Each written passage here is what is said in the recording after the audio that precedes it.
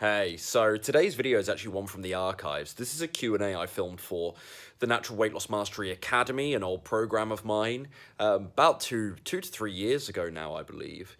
And so some of my answers here are ever so slightly outdated, but hopefully useful and actionable information for you. If you scroll down below into the description box, you will see timestamps for the questions that I answer in this Q&A, and also worth me just noting here, and this is the main point of me filming an intro, that at various points in this Q&A I reference other resources and documents that aren't actually available here on my YouTube channel. It's just because this was purpose-made, this Q&A was purpose-made for the Natural Weight Loss Mastery Academy, so I just wanted to clear up any confusion there. Okay, that's enough from me. Hope you enjoy.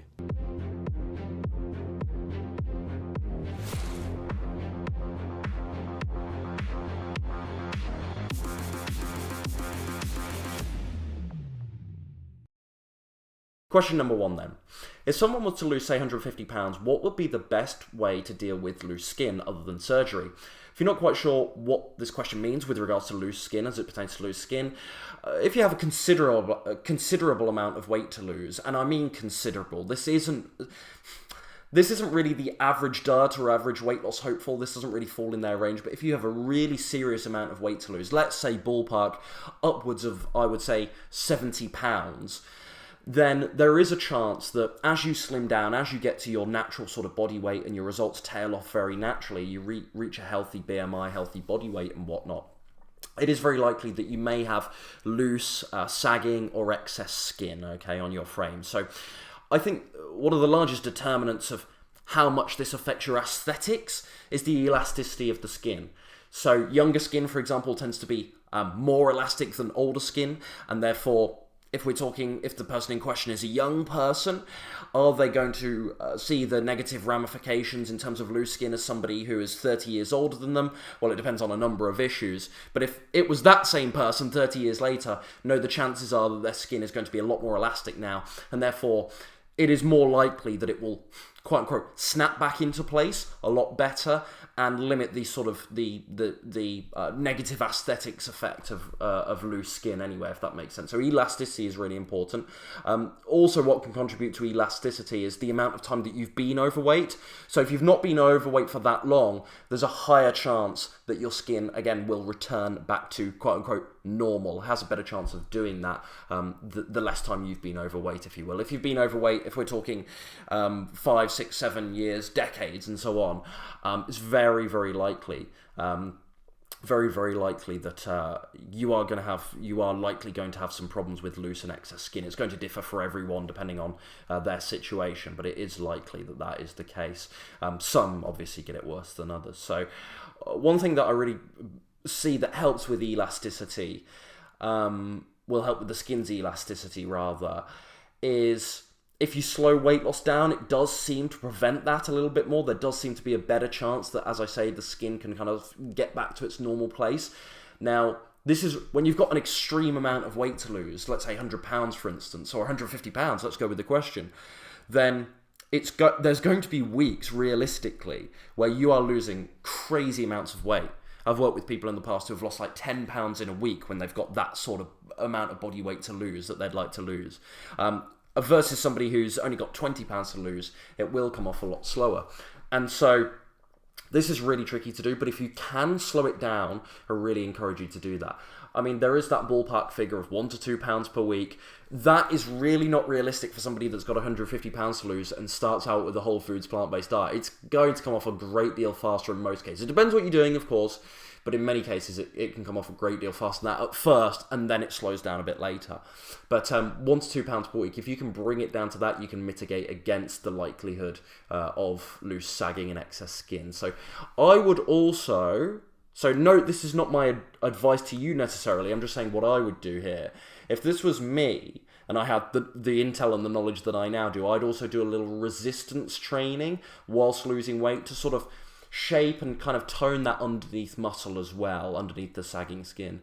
Now, there's a lot of talk about ointments and creams and some supplements that will help with this.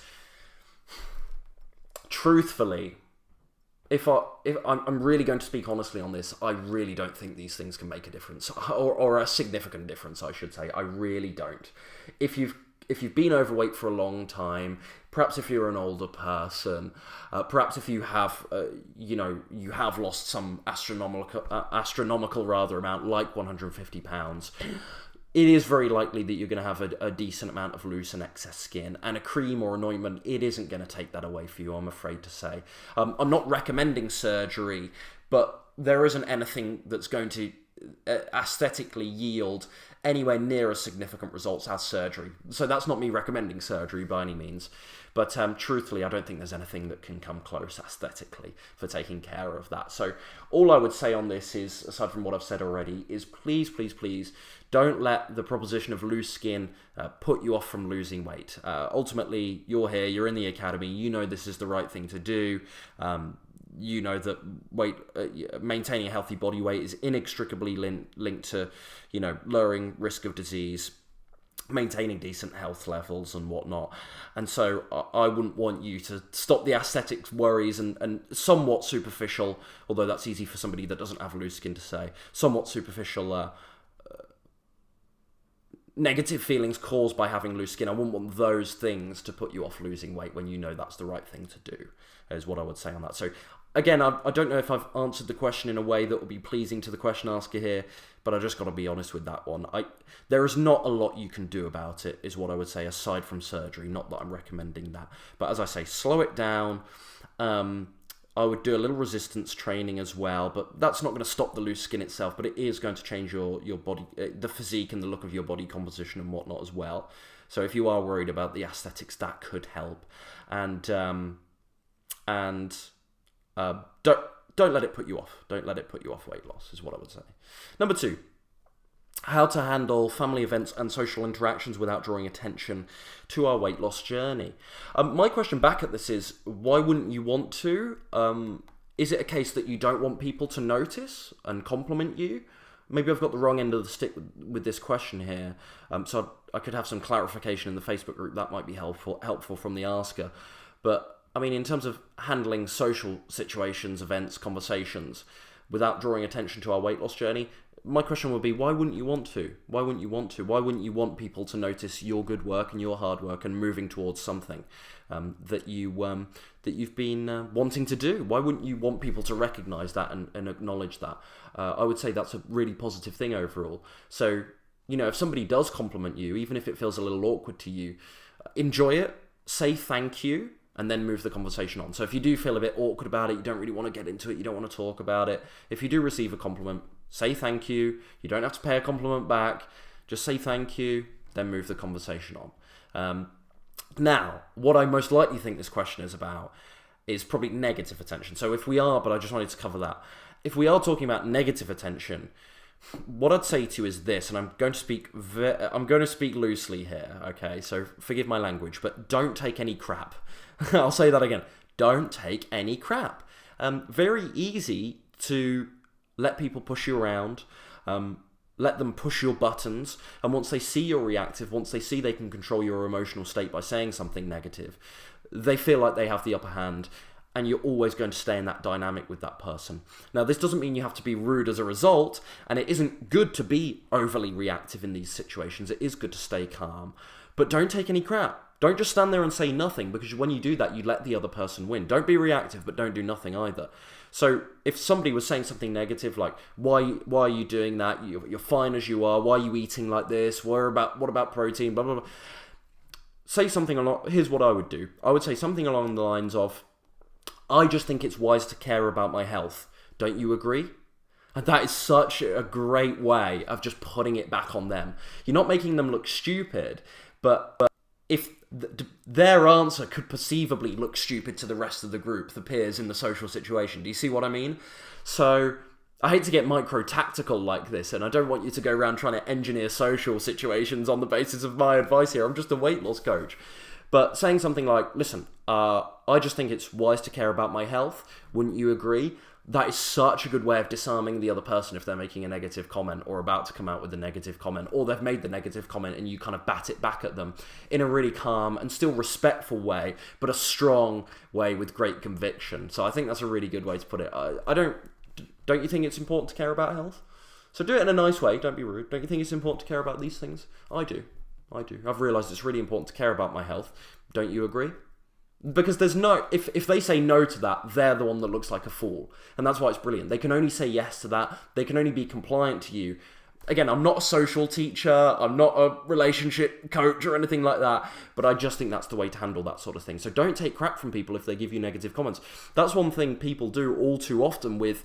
Certainly with like veganism and plant-based diets, they let people just, say stuff all day long, and they don't handle it in the right way. They either A, launch back quite rudely and aggressively, and that doesn't play out well, or B, they just stay silent. I think both of those are equally ineffective. I think you've got to say something, but you've got to say something from like a really high status frame of mind, whereby you're not necessarily being derogatory about the other person. You're still acknowledging that they've said something, but you're sort of putting it back on them, and you're just sort of defending your own territory, if you speak, but doing it in a disarming manner rather than an aggressive manner, if that makes sense. So the thing to note on this is, ultimately, I think, is people who are on their mission, who are staying in their lane, who know what they want in life, they don't care what other people say. They don't care what other people think, even if they don't say it. They do not care what other people think and say. And I think that's what it all comes down to. So what I would say to you is, if you can get a bit of that sort of swagger about you, where we're not talking about being arrogant or obnoxious or rude, but where you're clear on the path you're going and you're fully bought in, if you can sort of develop that mindset where you know this is the best thing for you and you really own it, and you're treating weight loss like your duty and your obligation, you're treating plant-based eating like something you absolutely know you've got to do and you're happy to stick to, and you're thriving and you love it, then it doesn't matter what other people think. It really doesn't. And when they do say negative things, it doesn't rock you. And equally, when they give you a compliment, it doesn't affect you either. The compliment doesn't even give you an ego boost, because you're not worried about that external approval, validation, thoughts. You're not worried about external opinion. It's all from here, because you're staying true to you. So that's what I'd finish on with this. People who are on their mission, on their path, they don't care. They don't care anyway. So if you can sort of foster a bit of that mindset, I think that's great. But again, if someone makes a negative comment, saying something like, I just think it's wise to care about my health, wouldn't you agree? I think that's a brilliant line. Number 3. How to resist white bread, the French baguette, for example. For me, I can see the issue just because of the wording in this question. The way you resist white bread is by not, sounds so rudimentary, is by not treating it like it's irresistible. Give me a second to unpack that before you move on. The way you resist white bread is by not treating it like it's irresistible. The fact that you've actually asked this question, asked it in this manner, already gives that white bread power over you. You're admitting, by asking this question and saying the word resist next to the words white bread, you are already admitting that it has control over you in your mind. Okay? Somebody who successfully resists and believes they can resist white bread doesn't even ask this question. And if they do ask this question or a similar question, they don't word it like that. They don't put the words resist and then white bread next to one another. Okay, so the fact that you even ask this question in the way you have, I can see linguistically, this is a huge problem. So I know this sounds really, really basic, but stop relating to the white bread as something that has power over you, quite simply. And you start this by monitoring your attitude. Excuse me, folks. That water's gone right through me. And monitoring your self-talk. So realize right now that it's just a story. It's perhaps a story from your past. Perhaps it's part of your culture and upbringing. Maybe there are many times in your life where you've had white bread and and French baguettes, and you've associated it with certain events or certain feelings, a happy event, a celebration, something like that. I don't know the wider context here. But it is just a story. It is nothing more. It is nothing more. Now, when we have afflictions for certain foods and cravings and taste preferences for certain foods, there are things happening biochemically that can dictate these things. But first and foremost, this is so we have to look at that as well to answer this question thoroughly. And I'll talk on it. There's a similar question down below, so I'm not going to go into that right now, but I will cover that a bit later on, just know that. But First and foremost, we have to think of this as a narrative. It is a story. You've developed this feeling, this script, this idea that white bread has power over you. And the problem is, when you ask a question like this in the manner you've asked it, you are just reinforcing that idea. You're reinforcing the idea that it has power over you. You have a story that you cannot resist white bread, and each time you give in to the white bread or talk about giving in to the white bread, you just reinforce that story. You just contribute further to that cycle, to that loop. So you've got to escape that. Be mindful of your verbiage is the first thing I'll say to you, because this is, I said at the start here, I know where you're going wrong because of the way you ask the question. It's all in your self-talk. It's all in your attitude. Be mindful of the verbiage. Go cold turkey. Just say no to white bread. Just say no to it. I could give you a load of tactics here for what to do about cravings, recognizing physical and emotional hunger. I could give you all of that stuff. I've shared a lot of that stuff here. Ultimately, it comes down to you just being like, no, I'm just not going to have the white bread. I'm just going to stay disciplined.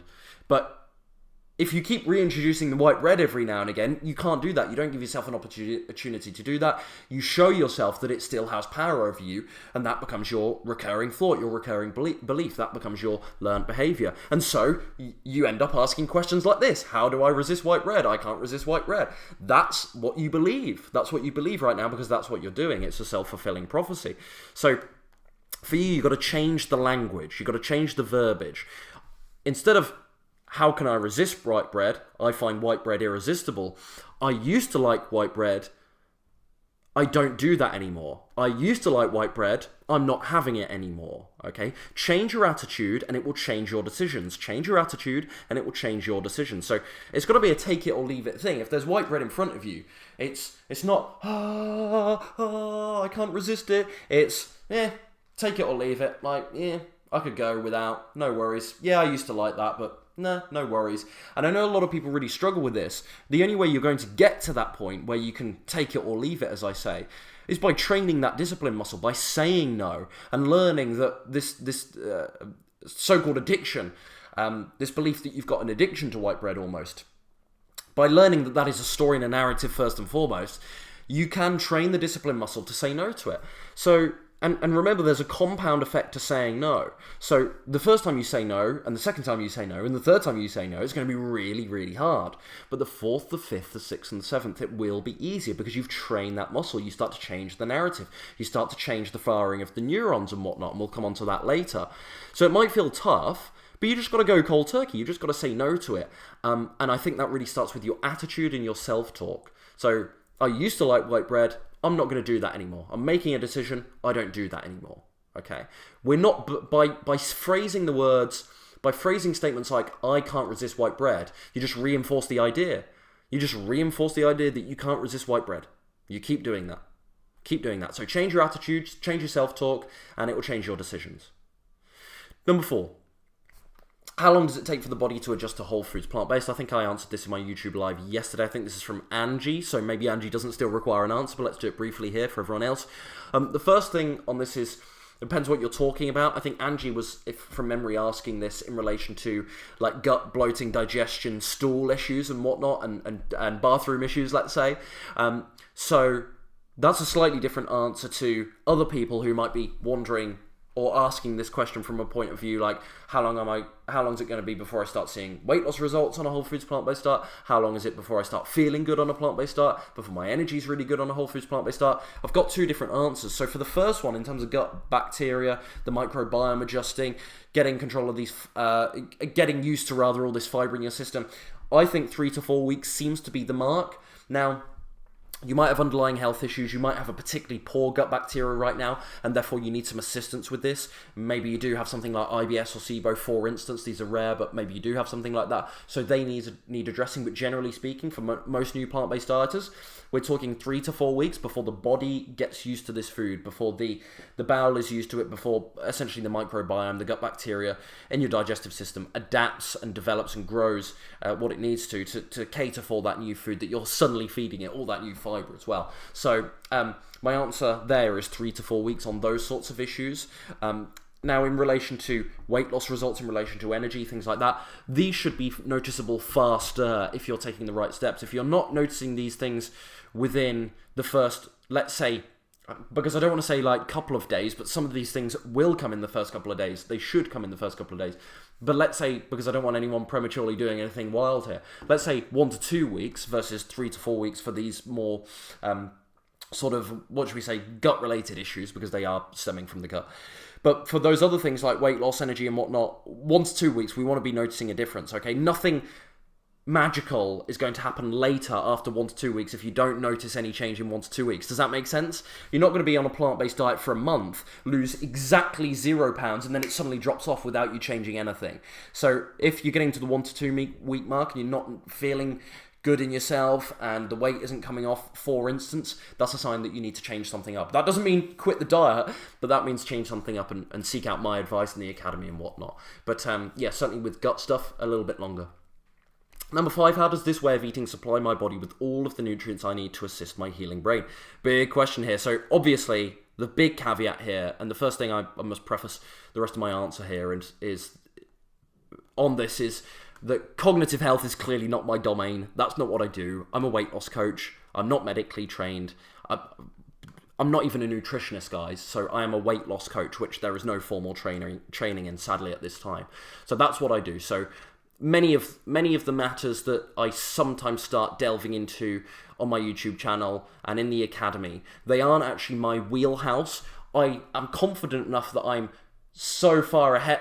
Not when I say so far, I don't mean like I'm so far ahead, but I'm enough further ahead than many other people that I can give them really helpful advice on many of these subjects. And so I still do weigh into these things from time to time, but generally, of course, I feel that I absolutely must stay in my lane on these things, and I wish to quite honestly hold my hands up and say I don't know to questions that I do feel are out of my depth, or even if actually internally I'm quite confident that I do know the information on them, often I'll say, listen, I'm going to pass on that, because I do care about giving the right information, I suppose.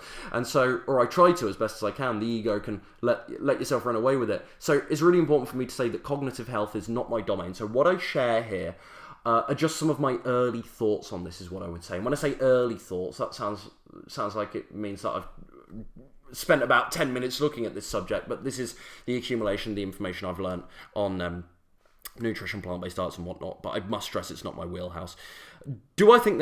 First point on this, do I think there's validity to the argument that brain-boosting nutrients can be, I stress the word can be, harder to come by on a plant-based vegan diet? Yes. I do think there is some validity, not loads, but some validity to the argument that brain-boosting nutrients can be harder to come by on a plant-based diet. Do I think it's impossible to get brain-boosting nutrients on a plant-based diet? Absolutely not. Do I think that many brain-boosting nutrients are more bioavailable on a plant-based diet than, let's say, a meat-based diet? Yes, I absolutely do, just for the record. But I do think there is some validity to the argument. So the likes of omega-3s are, I think, the most obvious example of this. So particularly DHAs, which are one type of omega-3, they're associated very heavily with improved brain function. B12 is also linked to improved brain function, but I just, this whole sort of B12 vegan thing, my head is in my hands a lot on this subject. It's really not hard to get B12 in fortified foods. There's so much of it in the likes of nutritional yeast, so get some nutritional yeast on your diet first and foremost. Plant milks as well, many cereals and whatnot, like many bran flakes, they've got B12 fortified. Other foods as well, got B12 processed foods as well, they have B12 fortified in them, so that's great. And then what I always advise is supplementing B12 anyway. That's the one supplement that I always advise that people take. Okay, some of the others, it's kind of maybe, depends on what else you're doing, your situation, so on and so forth, any underlying health issues, blah, blah, blah, blah, blah. B12 is the one that consistently, since starting my channel, I've said, yeah, you should supplement that. I've just made that a general rule for everyone, to be sure. So, So when people argue against plant-based diets for the fact that you don't get enough brain-boosting nutrients, I can sort of understand where they're coming from an omega-3 perspective, but not with the B12 perspective. So I know that's a huge tangent, but that's important to note. I think that's ridiculous. But DHA omega-3s can be tricky, to be fair. They can. Many plant-based foods do contain omega-3s, but mainly the type called, mainly ALA, which is another type of omega-3, not DHA. Now, this is where it gets really confusing, so follow me if you can. I'll try and make it very simple. ALA can indeed get converted to DHA, but it isn't that much of an efficient process, and there are some people whereby that process doesn't happen quite so efficiently as it does with others. So conversion isn't always that good, I would say. So this is where, to many of you, an algae supplement will be really useful. And this is where, for those of you who are particularly concerned about brain health, an algae supplement with DHA will be really, really useful to you. So, and again, just to balance this out, because this sounds like I'm talking quite negatively here about plant-based diets as it pertains to this subject, just to balance this out, the variety of nutrients that are abundant in plant foods are so good on the whole for brain health, like selenium, vitamin C, vitamin E. Again, this isn't my wheelhouse, but just from basic nutrition knowledge on this. Then of course the avoidance of potential neurotoxins in many animal products as well. That's a great thing as well. So cholesterol. So although a lot of people talk about cholesterol in the brain, let's not even go down the cholesterol route as it pertains to brain health. Also look at free radical damage as well. That's a big thing. So plant-based diet's really, really good for these things. But I think there is a valid argument about omega-3s. So what I'd say to you on this, to break this down into actionable steps, even though this isn't my wheelhouse, I would take an omega-3 supplement. I would look at free radical damage, because that's really important. I would also check out Dr. Neil Barnard's work on the brain. I think he's got some good stuff on this. So what I'll do, actually, I'll link one of his lectures in the notes comments down below. So take a look at that, take an algae supplement, and I think you will be, I wanted to say good to go there. Depends what else you're doing. But I think that's a good start anyway. Again, this isn't my wheelhouse, but hopefully that's helpful. Number 6, when someone asked about meat and dairy and social pressure... Hold on, let's try that again. Let me have a sip of water first, guys. Let me just see how long we've been going here too whilst I do that. Oh, quite a while. Quite a while.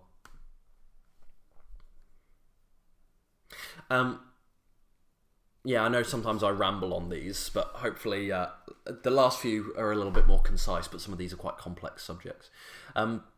So, number 6, as I say, when someone asked about meat and dairy and social pressures, you answered by saying, our taste buds can't change if we continue to introduce meat and dairy. Can you explain the science behind that? I'm finding it hard to say goodbye to salmon and sour cream. Great question. With this, I've been meaning to talk about this in my YouTube videos for quite some time, but to be honest, I like, there are people out there that are more well-versed on these subjects than me. There are people out there who are way more articulate on these subjects than me as well. And there is also a space that I have on YouTube whereby I use certain language where I break down things in a certain way and it really clicks and resonates with people. And I want to keep that formula. So sometimes I don't like to be too scientific. But that's why I haven't talked about it. But really, this is all about neurons in my assessment. This is all about neurons. Neurons, think of them as signals that carry information around the brain. I was about to say to the brain, but around the brain. Okay. And they're really like, the word I'm looking for is pathways, let's say. I was going to say roads, but pathways that carry all this information around these different parts of the brain. Along with these pathways, and when I say along with, I think there are intersections of these pathways. There are something called synapses. Now, what synapses do is rearrange the way that data and information, these signals and the neurons are carried around the brain. So they can change the route, essentially in real layperson terms, they can change the route. I don't know what I'm doing with my hands here. I don't know if this helps. But they can change the route through which those neurons are sent to different parts of the brain. So essentially, you can think of these, to put it in real sort of anecdotal fashion, and it is slightly more complex than this is my understanding, but quite simply, they can redirect the traffic around the brain, if you will, carrying the information. So this is essentially a rewiring process where things become second nature. You keep using the same sort of neuro pathways, and what happens in time is that becomes regimented. Things become second nature, things become habitual to you. You start reading stimulus in a certain way, and you keep doing that. So to rewire the brain, and therefore rewire all of the things surrounding that subject, taste buds being the thing in question here. So to rewire, therefore, the taste buds, we have to look at neurons, the way neurons are carried around, the synapses, and how we can rewire the direction which they're carried around the brain. I really think I haven't explained that well, but that's the most basic way I can put it. So hopefully that helps. And so to come around to actually answering the question, what you need to do essentially with this to change the taste buds is you need to redirect the way in which, or the route through which the neurons are firing.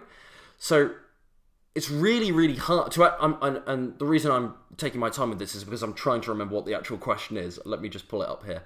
When someone asked about meat and dairy and social pressures, you answer by saying that our taste buds can't change. Yes, so the problem is if you keep introducing meat and dairy, or whatever food, it doesn't matter what food it is, if you keep introducing a particular food, you keep using the same neuro pathways. You keep using the same messaging system, if you will, the same pathways, the same roads. And so you've got to change that. You've got to change those intersections where the synapses are. You've got to redirect the traffic, as I put it earlier. And it's really, really hard to do that if you keep having these reminders of the old neuro pathway, because then it just reverts back to that default setting. Does that make sense? So instead, you need to start by...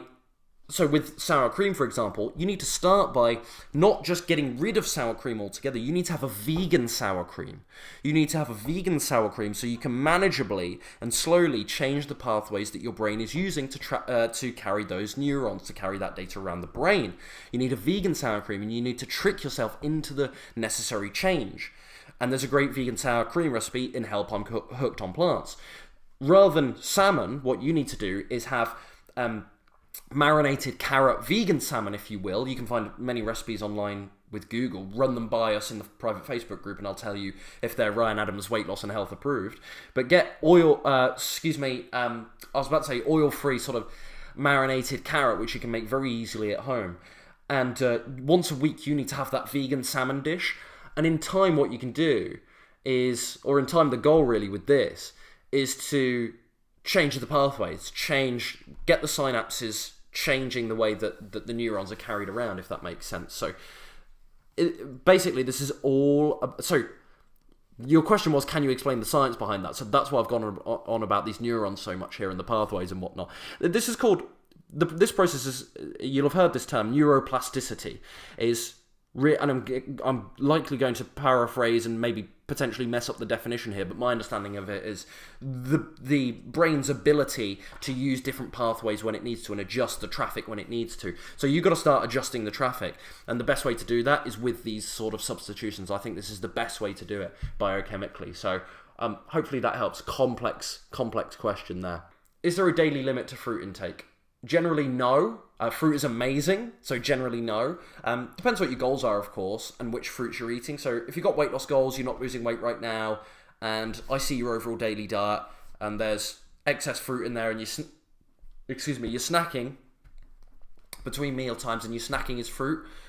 It's not like I think fruit is the enemy, it's that I think snacking is the problem, and so I'm like, okay, cut these snacks out. But that doesn't mean it's the fruit. Do you get what I mean? So I would say that this is a question of overeating. So if you're not losing weight right now, for instance, it's likely, and you're eating the right sorts of foods, you're eating lots of fruit, for instance, and lots of other healthy plant foods, then it's an overeating issue. It's not that any one thing in your diet is terrible, it's an overeating issue. The only exception is fat, because just removing a little bit of fat from your plant-based diet can make so much difference. You can get so tight, literally in a couple of days, just by eliminating fat from your diet if you have a reasonable amount of it.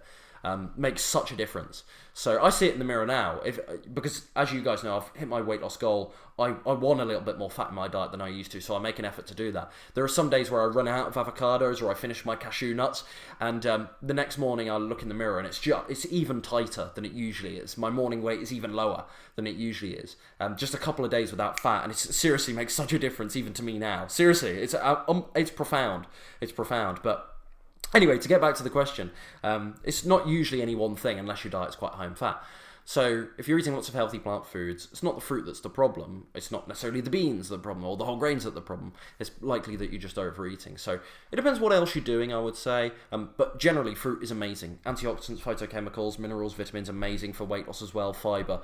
Just low calorie density on the whole. There are exceptions such as dried fruit and whatnot, and different fruits will give you more bang for their buck. Check the private Facebook group. I dropped I think a PDF in there some months ago called The Best Fruits for Weight Loss, so check that out, and that will give you a list. But things like watermelon, peaches and whatnot, those very water-rich fruits like berries as well, the citrus fruits, apples, these are so good for weight loss because they have such a low calorie density. So some of these are the best fruits for weight loss. So it really depends what else you're doing. Number 9, what's the truth about bananas? I hear they're not great for you due to carbs and high sugars. Absolute rubbish. Absolute rubbish to me. They're absolutely amazing. Amazing nutrition in bananas.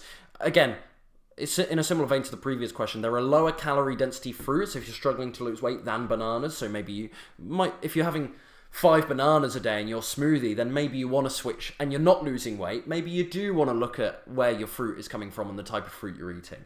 But generally, like, that's not what most people are doing with bananas. Most people are having maybe a banana every once in a while. And there's nothing wrong with that. That's absolutely amazing. But remember, the sugar in fruit, it is absolutely not the same as a refined sugar or a sugar in a fizzy drink. It is absolutely not the same. It is absolutely not the same. They are stripped away from all the other nutrients. The sugars in fruit come with the fiber. They come with the antioxidants. They come with all of these wonderful vitamins and minerals. So they're not stripped away. It's not refined. It's not empty calories. So yeah, there is a huge difference to note there. Like this binary view of sugar that it's just bad and there's no exception to the rule. It's just, no matter where it is, it's just absolute potty. It drives me insane. So yeah, bananas are amazing. Absolutely amazing. Again, if you're struggling with weight loss and eating a load of bananas, I would suggest that you move over to more of the likes of the watermelon, the citrus fruits, the berries, the peaches, and so on. The apples, the pears. I would advise that you move more in that direction. But generally, no, bananas are incredible. Number 10, what do you think of bran flakes cereal? Absolutely amazing. I'll leave it at that. Absolutely amazing. I think it's great. 11, Dr. Fuhrman advises eating a huge salad every day. I loved it. I was losing weight, but I quickly tired of it. I wanted to have a potato or something more filling. Any suggestions? Yeah, first of all, you could bulk up the salad with grain such as quinoa, or maybe even a bean, maybe some seeds. Just take the calorie amount up. Listen, you need some calories. You're not going to sustain a plant-based diet over the long term if you're not having a decent bit of bulk in it.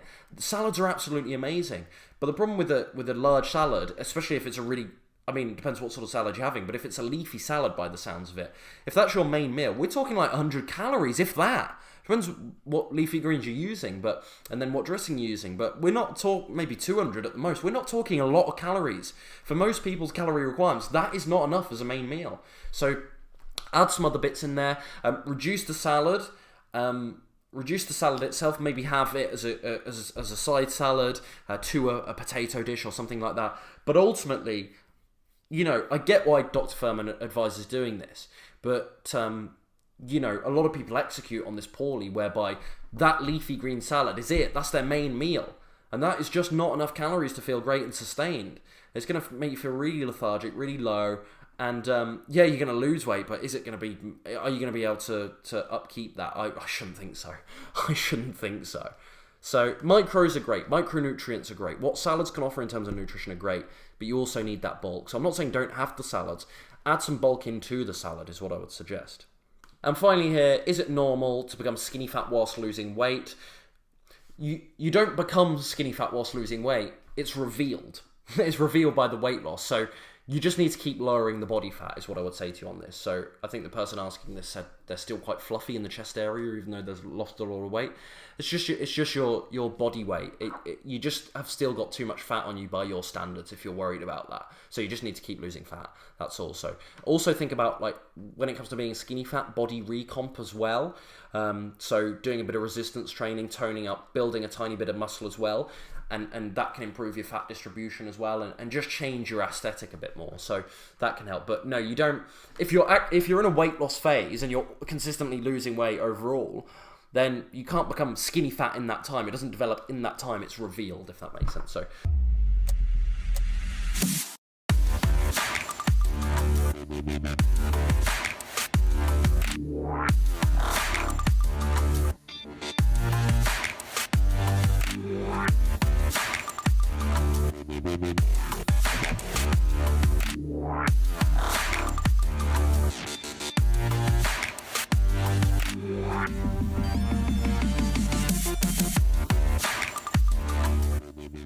It's the single best thing I've ever done is work with Ryan. And I know that sounds dramatic, but it's true. Hands down, you're the best decision I ever made for myself in a long, long time.